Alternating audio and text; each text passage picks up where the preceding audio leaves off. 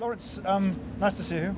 Last year when I travelled with you on Silverjet and I did a report about the plane and about your plans, it actually turned out to be the most clicked upon report that we've ever done on our blog. Fantastic. I think that's more to do with you than with us, but it shows that there's a fantastic amount of interest in the service, a lot of goodwill, a lot of people obviously very keen on the idea of travelling business class at an affordable price. Yeah. But for the last 2 or 3 months, all we've heard is bad news about the whole concept of business class travel. We had the failure of MaxJet and people saying bad things about Silverjet. Has something happened that's turned people against it, or is the idea still strong? No, the idea is very strong, and we, in fact, the last month, nearly a quarter of all our customers who travel with us have travelled before. So the support for the product and the service is very good. Forward bookings are very good. I think there's general nervousness in the economy at the moment, and that's not helping. I think the fact that one of our competitors pulled out of the business because they got some of their routes wrong and made some mistakes has generated some nervousness.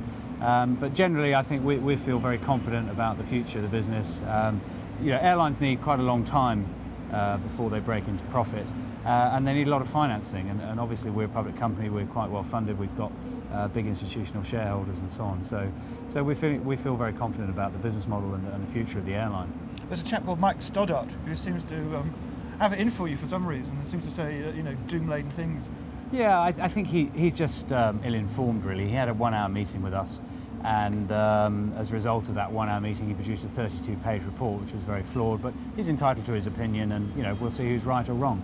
But we've got a lot of analysts who believe that we could make a big success of Silverjet. And obviously, it's very hard starting up an airline. There are a lot of barriers to entry. There are a lot of challenges, and we've still got a lot of challenges ahead of us. So it's not going to be a smooth ride. But we've delivered everything we said we'd deliver. We delivered ahead of when we said we would launch the airline. We got to 80% load factor in 7 months. We launched our second and third aircraft and a new route within 3 months. We've doubled our passengers over the last 6 months. So you've got New York twice a day to Newark? Yeah, we're twice a day to New York. Dubai Daily started just before Christmas. That's right. So we launched the second New York service at the end of September and the Dubai service at the end of November.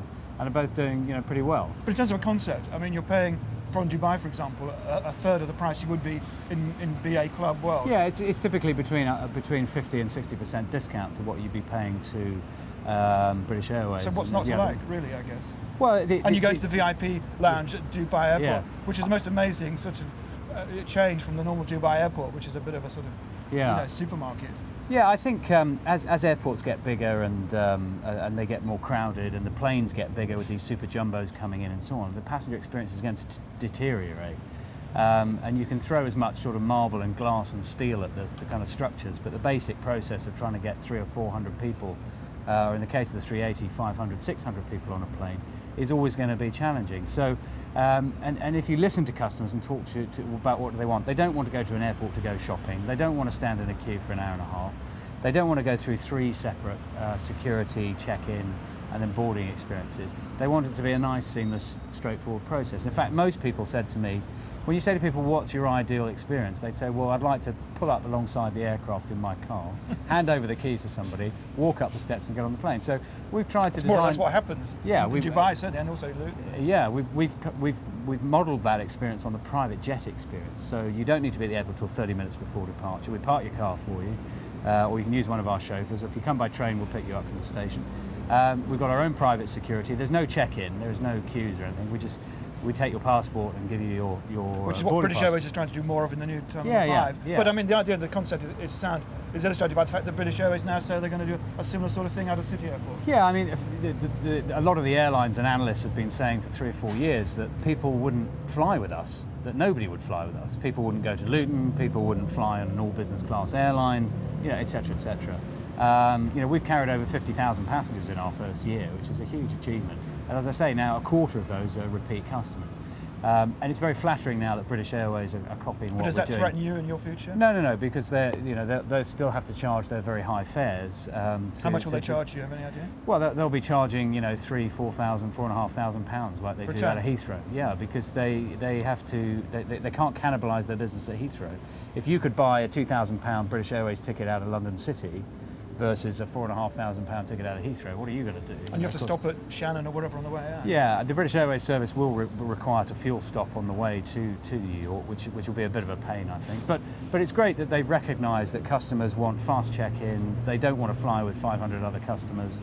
They want a more personalised experience. They want the flatbed, all of that stuff that we're delivering. So it's very flattering that they're now sort of copying the model. But you have your own plans as well looking towards the future. Yeah, we've got 2 more planes that will come into service in June, and we're just looking at a variety of routes that we can operate those on. So we'll make an announcement next month on those. We're in discussions with Boeing and Airbus about acquiring new aircraft for the future. We're in discussions in India, South Africa, the Middle East and China about joint venturing, so we can take the Silverjet concept and roll it out into those markets. So there's a lot going on. What would you say to somebody who's thinking about travelling, looking at the idea of going on Silverjet? Well, I think if you want a personalised experience and you want you want fast check-in, you want a private jet style experience, and you're prepared to pay £1,000 for it, then fly with us.